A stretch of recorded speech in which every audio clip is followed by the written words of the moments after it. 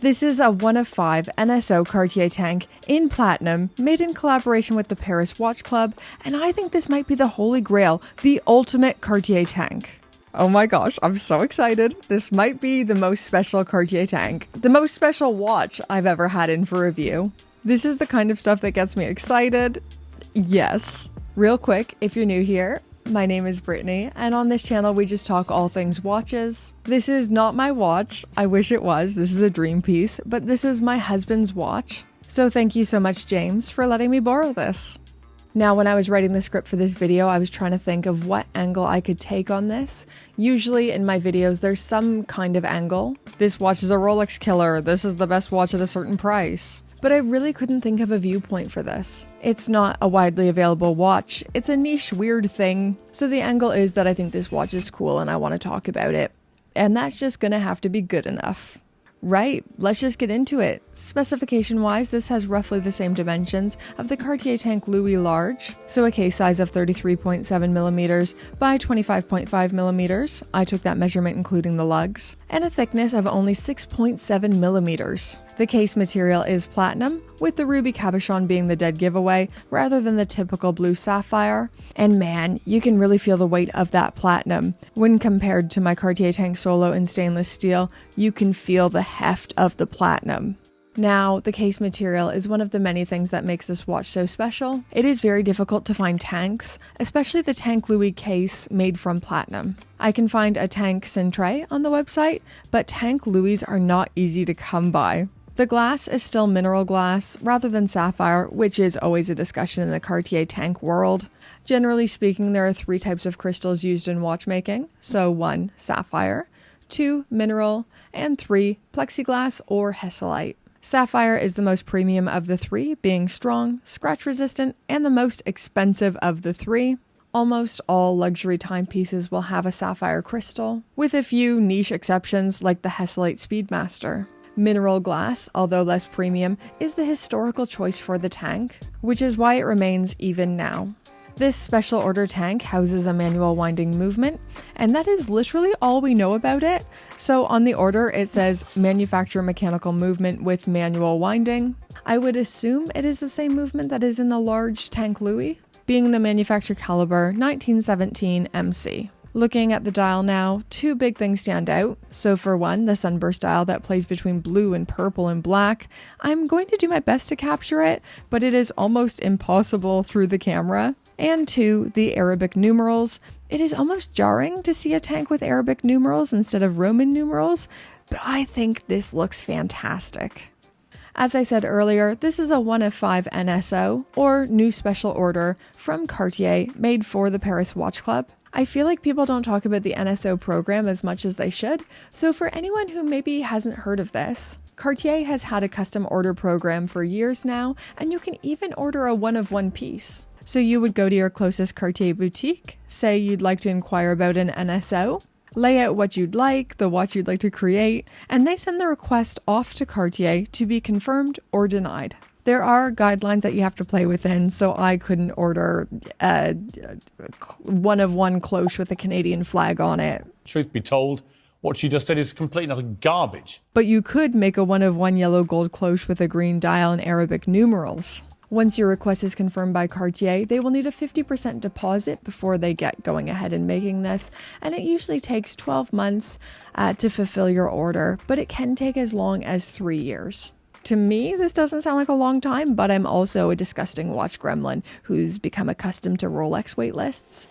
But I mean, for a semi-custom watch, I think that's pretty great. As for NSO pricing, it is unique to each watch, materials used, and the level of customization, so I really can't say. For a reference point, this one was about £24,000 or $32,000, and it was 5 made. So I'm not sure if that affects the price as well, with more being made. But yeah, that's just for a reference point. I'm not going to say this is cheap by any stretch of the imagination, but for what you're getting, it's kind of not horrible. I remember when Rolex released the Platinum 1908 this year and thinking it was well priced for a platinum watch at £26,600. So to get a custom order Cartier also in platinum for less. It's not cheap, but it's kind of good for what it is. I need help. I need so much psychological help on what I find expensive and kind of not bad.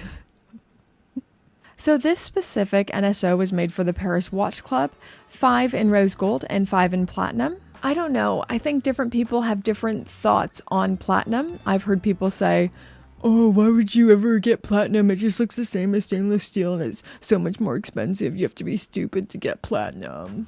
And yeah, I feel that. I get that. This has been an active obstacle for me in buying and looking at white gold watches as well.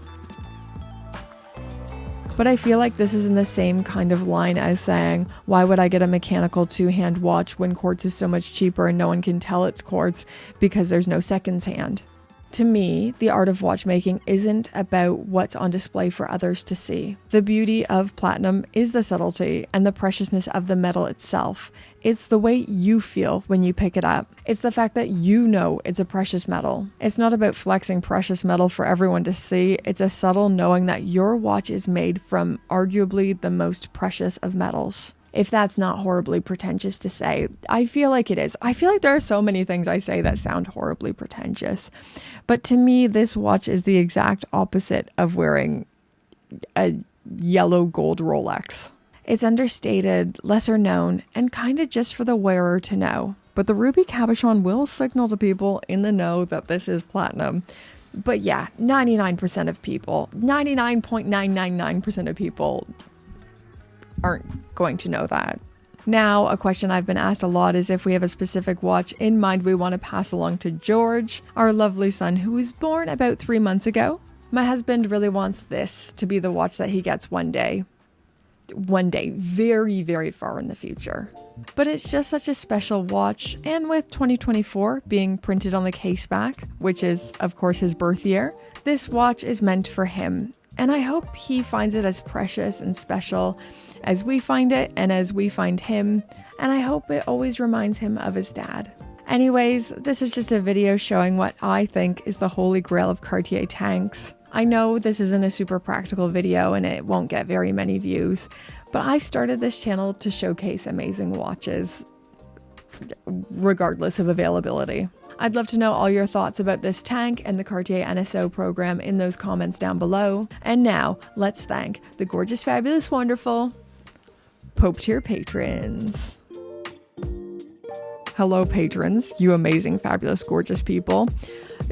Patrons, Gringa patrons, Pope tier patrons, all tier patrons are not only the best looking people on earth, but also the most interesting, kind, and fabulous. So put that on your resume. But for real, guys, thank you so much for supporting my weird little channel. I hope you keep enjoying the content I'm making. I love making these videos, and I'm just glad other people like them too. Thank you so, so much for supporting my channel. You are the best. Bye, guys.